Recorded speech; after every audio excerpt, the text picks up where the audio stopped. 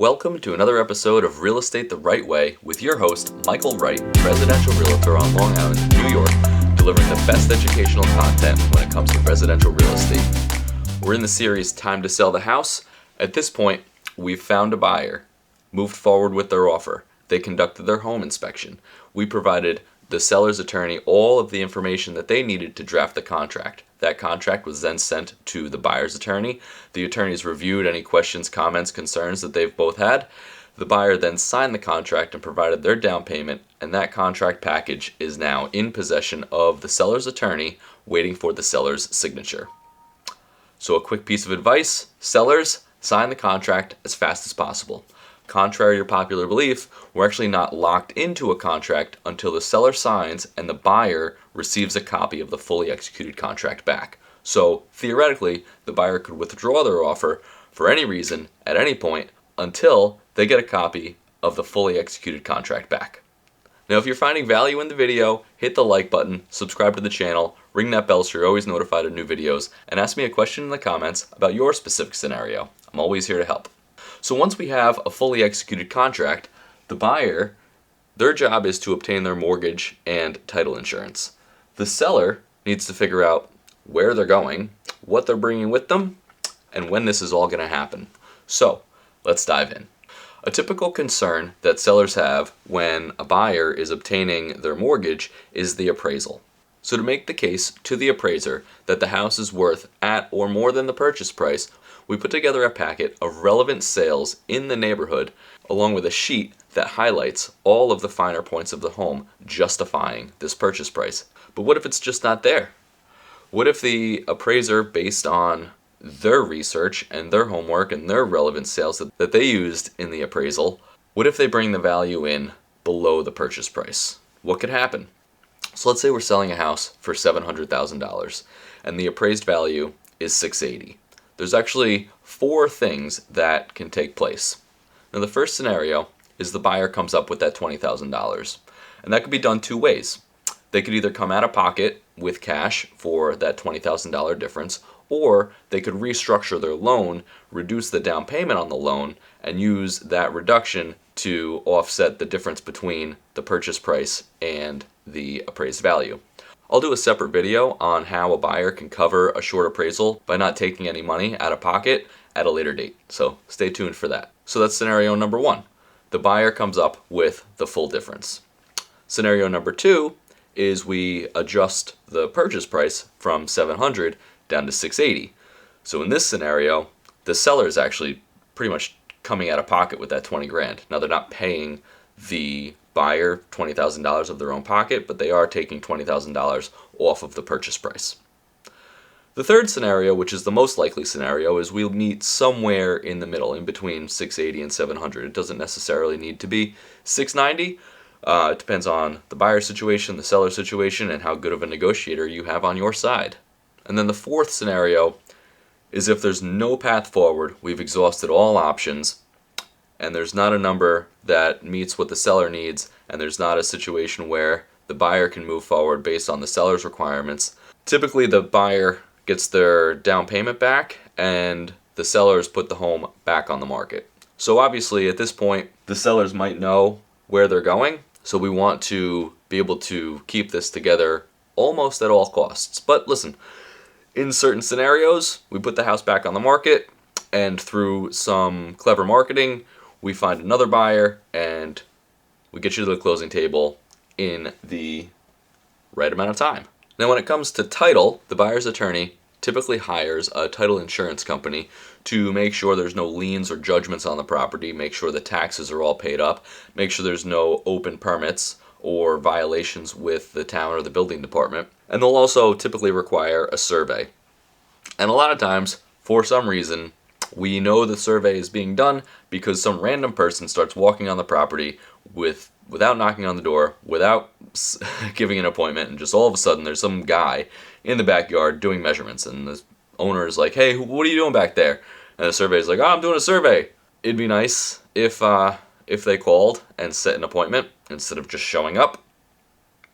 Some survey companies do that, but most of them do not. I don't know how they don't get attacked by dogs more often, but hey, I'm not a surveyor. That's not my gig. So survey companies, it'd be nice to get a heads up when you're coming to the property.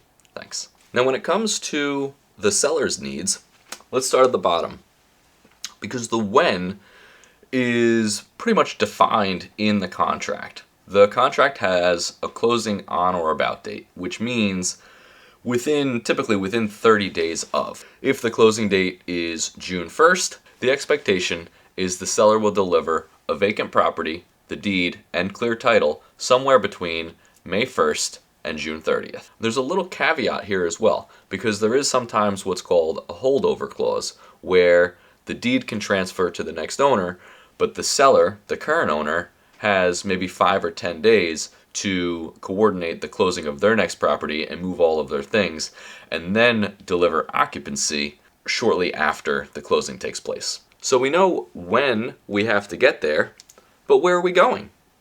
Hopefully we've discussed this before we listed the property, and it's not a surprise and a scramble like, oh my God, we got to be out in 2 to 3 months, but where are we going?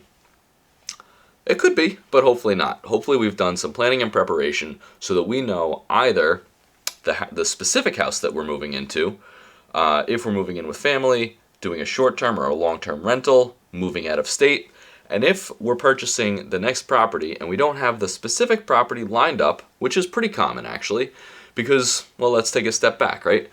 If when we were selling this house, if someone came to us and said, hi, I'd like to buy your house, but I need to sell my house first, we would say, oh, great.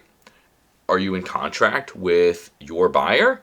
And they said, no, I didn't even put my house on the market yet. I was hoping to find my next house before I listed my current property. We would probably say, well, there's a lot of other buyers that are interested in this house that don't have a house to sell or that already have sold their house. We're likely to consider one of those buyers before we consider your offer. It's possible in this scenario we become the buyers.